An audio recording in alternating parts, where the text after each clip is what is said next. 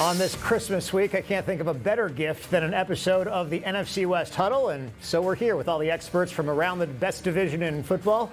Literally, I mean, just look at the records right now. In Los Angeles, we've got Gerard Moncure. In San Francisco, it's Bailey O'Carroll. And in Arizona, we have the one person who is not on injured reserve when it comes to the Cardinals, Megan Plain. Megan, let's start with you because you're the most neutral observer here. Last Thursday night's game between the Seahawks and Rams was just crazy. What was your biggest takeaway from that one? Oh, it was such a good game, right? We love games like that come down to the wire. My biggest takeaway for me, I've been all in on the Rams winning the division all season. So for me to see, the Seahawks go out there and, see what their quarterback's been able to do, that's been huge to me because he's a guy who, there's been a narrative out there that he can't really close games. So to see him be able to go out there and get the job done, I think for me, watching him out there kind of prove some of the haters wrong was the biggest thing. Yeah, absolutely. Props to Sam Darnold there. We'll stick with ladies first on this one. Bailey, I know Niners fans were rooting for Seattle on Thursday, which doesn't happen very often, but what was your biggest takeaway? That was my biggest takeaway. I was like, Niners fans can cheer for their rivals when it benefits them, right? Yeah. I talked to 49ers punt returner Sky Moore and asked him, I said, you might tell me you didn't watch the game, but you can't really tell me that because I know that you did. And he said all the guys were watching. They all had the group chats going. They were on the edge of their seats, much like just football fans in general. I think to Megan's point, Sam Darnold, really, that was I don't want to call it maybe a career-defining moment, but up to this point in his career, it was because the narrative had been that Sam couldn't close games, and that's exactly what he did against a very good Rams team. The other thing that I learned in this game, there is nobody untouchable in the NFL right now, which is going to make this playoff a stretch that we have coming up, I think, one of the most exciting in recent memories because everybody says any given Sunday or Saturday, I guess, in this case, too. It's anybody's game. It's anybody's Super Bowl. It's anybody's playoff run. And so I think that's another thing I learned in this game. Yeah, and it's anybody's NFC West, given the three teams that are fighting for that divisional title at this point. Gerard, you're next. Some strange things happen under the lights in Seattle historically. Last Thursday was no different. What did you take away from that one? My takeaway is that the Rams have still not figured out that they have to play 60 minutes to win football games. Week 3 in Philadelphia, they were up 26-7 and lost that game. They spotted the 49ers at SoFi a 14-0 lead and lost the game because they fumbled at the 1-yard line. They blow the 16-point lead in Seattle in that game. They just have not figured out that you have to play 60 minutes and that the relationship to that is that they are lacking a little bit of a killer instinct, and that is concerning this late in the season. You'd have thought after what happened in Philadelphia in Week 3, they'd have got that squared away, but they did not, and that's glaring right now. And it's going to make their road to Levi's in Super Bowl 60 a lot tougher then, probably. Yeah, it certainly would. As for me, I have a lot of takeaways. I'm going to stick with Bailey and Megan on this one. I really think Sam Darnold deserves top billing simply because of his ability to lead the game-winning touchdown drive in overtime and convert that two-point conversion. You are talking about a guy who had 2 critical interceptions in the second half. I had written him off at that point. Most Seahawks fans, I believe, in the stands had as well when they were down by 16 points. That second interception should have sealed the game for the Rams. And then we're talking about the Rams being Darnold's kryptonite as well, since they beat him twice when he was a member of the Vikings last year, including in the playoffs. And then they would have swept him this season in 2 games as well. Instead, Darnold has a short memory on Thursday, takes advantage of his defense forcing a couple of 3-and-outs. A huge shout-out to the Seahawks defense there. And then Darnold looks like a guy who could lead a team to a championship. One of our Seahawks guys up here, Brian Nemhauser, known as Hawk Blogger, he pointed out that Darnold has some of the best numbers in the league in the final 5 minutes of the fourth quarter and overtime over the last couple of seasons. That just shows that Darnold might be more clutch than some people give him credit for. You've heard the term, career-defining moment. That could have been one of them. By the way, Rashid Shaheed also getting honorable mention for starting that comeback with the punt return touchdown to make it a 1-score game. Sean McVay should have never kicked it to him at that point. But hindsight is 20/20. That's a good start to our show. We're going to take a quick break and come back with a new topic here on the NFC West Huddle.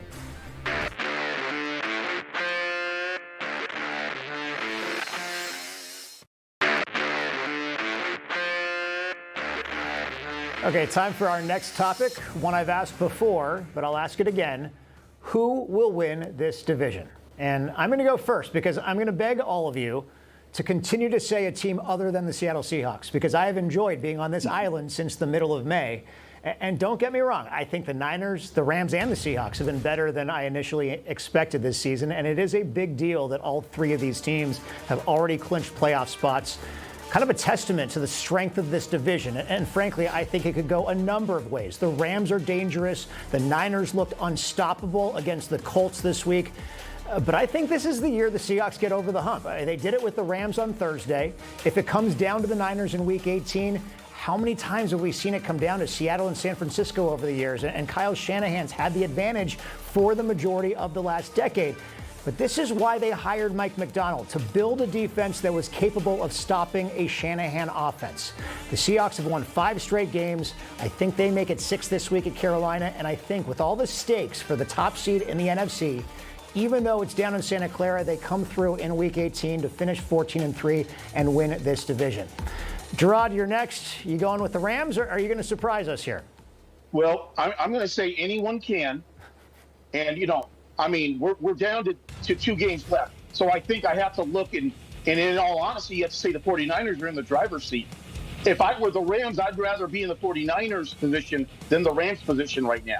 The Rams' schedule's better, traveling to Atlanta, Arizona at home. But the 49ers have both of their games at home. I mean, they control their destiny now with Chicago, who can beat the Niners. They can. But, with the way the 49ers looked last night, you got to like their chances. And then the game against Seattle at the end is a toss-up. Seattle at Carolina, that's going to be a tough game, but they can win it. Wouldn't surprise me if the Panthers won it. And then, they travel to San Francisco. So anyone can win it, but I have to say right now, I think the 49ers are in the driver's seat. Okay, Bailey, you're up. The Niners technically have a chance to play their next 5 games, including the Super Bowl at home at Levi Stadium. But who is going to win this division and why? I just said that yesterday I should say, I said that the Niners potentially might not play another road game until next season, which is crazy when you think about all the football that they potentially still have left to play. To Gerard's point, yeah, if I'm the San Francisco 49ers right now, which their logo is right behind me, I'm in San Francisco, they're in a great spot. And I think playoff football and who is successful in the playoffs and who wins divisions is who gets hot at the right time. I've been talking about it all season long. These Niners, they have been bitten by the injury bug over and over and over again, but a lot of that happened at the beginning of the season. Right now, they are firing on all cylinders. Brock Purdy looks as good as he has ever looked. He looks worth every single dollar that they paid him in the offseason. Christian McCaffrey is a Hall of Fame running back. Not that I have to say that again, but their defense, that is the weakness. But Robert Saleh has had that young, battered group finding ways to win. And that's what teams who win divisions, that's what they do. So I'm going to say the San Francisco 49ers, they are getting hot at the right time.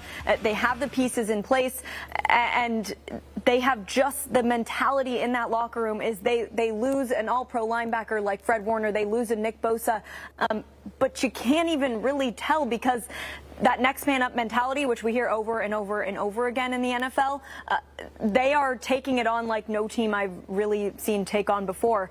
So my answer, to make a short answer long, is the San Francisco 49ers. Okay, so we've got 2 people leaning with the 49ers. I'm leaning with the Seahawks. We go to Arizona. Megan Plain, who takes this NFC West and why? For me right now, I'm torn between the 49ers and the Seahawks. I do think, the 49ers have that home game at the end. I think it is going to come down to the final week to kind of see what happens there between those 2 teams. Oh, man, I think I'm going to go with the Seahawks. Let's switch things up a little bit. Let's even this thing out, right? We'll put it at 500. I'm going to go with the Seahawks. The 49ers have had some great momentum late in the season. So have the Seahawks. Like we all talked about, we've seen the way that another quarterback can step up at the end of the game when they need it the most. So I'm going to go with the Seahawks. I think they're going to be the ones to kind of swoop in and take over in this one. It'll be very interesting considering the road team has won the game between the Seahawks and the Niners the last 3 meetings, including in week 1 of the regular season this year. We're going to find out in a couple of weeks. Very excited to see how this all plays out, and that starts with this week's games. The Seahawks at the Panthers, the Niners hosting the Bears, the Rams at the Falcons, and the Cardinals at the Bengals. Bailey, let's start with you. Another slugfest for the Niners against Chicago. Give us a preview of that one. Okay, so let me just, quick story time. I took the Niners bye week and I went to Green Bay to go watch the Packers play the Bears at a frigid Lambeau Field. The Bears are legit. And as somebody who grew up a Packers fan, it pains me a little bit to say that, but that's okay. Now the Niners are going to take on a very tough Bears team. I think the Bears, to a certain degree, play to the level of their competition, and I think when you take that into consideration, I think the Niners are in the driver's seat. They have been in these big games before. You think about how short Brock Purdy's career has been to this point, but he's been in some of the most high-pressured, meaningful situations that you can ask a quarterback to play in, and so the Bears just don't quite have that experience. We don't know how they're going to react in some of these big games that can be the difference maker in seeding in when it looks like their playoff route and stuff like that. So I think the Niners take it, and I think I've been to games at Seattle. I've been to games at Lambeau. Home field advantage means something at Levi Stadium, and I think I'm going to say this, and because I say this out loud, this likely won't happen, but I think the Niners win out, and we know that they control the destiny when it comes to the number 1 seed in the NFC, not just the NFC West. It started with the Colts. They checkmarked by that box. Chicago is up next, and the Niners, when I hear them talk, when I go into that locker room, they have these blinders on, this sort of night vision goggles, if you will. They have one goal in mind, and I think it's going to be hard to stop them from getting that number 1 seed. Hey, Bailey, speak it into existence. We encourage that, and hopefully you've just jinxed yourselves as well. Megan, you're next. The Cardinals at the Bengals. A pretty meaningless game in the big picture, but what should we be focusing on in that game? That's right. Just so meaningless. I'm so jealous of all of you. You guys, week in and week out, get to cover these teams that are competing for a division title. But this one, listen, the Cardinals, they've done really not much but lose all season long. So I think they're going to keep the ball rolling here. We have a 7-game losing streak going on right now. No, on the flip side, Bengals aren't great. They do have one of the worst defenses in the league. So, Cardinals offense, I think that they can find some success against that team, but I'm just, I'm going to go with what the past has shown me. The Cardinals, 7 straight losses. Things don't appear to be getting better. It used to be small losses early on in the season. We've seen a lot of large losses as of late. So Cardinals lost there. That's what I'm going with. Okay, and then I'll go next. The Seahawks in Carolina. Interestingly enough, some might pin this week on Carolina's motivation because, while they could win the NFC South with a win combined with a Tampa Bay loss to Miami, that's 2 results that need to happen as opposed to next week when they can win the South with another head-to-head win over the Bucs. So I think Carolina might be looking ahead to next week's game because they could lose on Sunday and still play for the divisional title in Week 18. But if I'm the Seahawks, I'm not worried about anything except for this game. Everything now in front of them. They have 3 extra days of rest. They've won 15 of their last 17 games on the road. And that singular focus of Mike Macdonald of stacking wins, I feel like it really resonates with this team because they see that it is working. Carolina's pressure rate, by the way, not very good. So Sam Darnold and their offense should be able to take advantage of that. And I'm not convinced Bryce Young can handle the Seahawks defense. I was really impressed by the Rams offense and Puka Nacua in particular last week. They ripped up the Seahawks secondary better than any other team I've seen this season. But I also don't see the Panthers doing the same thing. I've got the Seahawks winning this one by a touchdown or more. And Gerard, the Rams in Atlanta, they had trouble the last time they traveled east, but any issues with this one, especially on 10 days rest? I think, the Rams come into this game embarrassed by what happened in Seattle. I think embarrassed is the word. So they're going to be stewing for 10 days. The Falcons come in on a 2-game win streak. It is old Rams defensive coordinator Raheem Morris is the head coach, but they're not very good. They're 2-5, I believe, at home. They allow 24 points a game. So I'm expecting the Rams to pretty much go in there and handle business and mop up the turf with the Falcons. I think you're going to catch a motivated, focused team. And I think they know that they have to take their game to another level. If not only they're going to win out, but then they're going to go on the road and win in the playoffs. I think that is the message that Sean McVay is conveying now after what happened in Seattle. We have to step up to another level. I think you'll see that on Sunday. They're 7.5-point favorites. I'd expect them to win by double digits. I got to be honest with you. Yeah, I actually agree with you. I think you're right, and they will have that focus on the road, especially after the loss to Seattle the next 2 weeks to end the regular season and into the playoffs. Okay, we're going to take one last break and come back with another topic here on NFC West Huddle.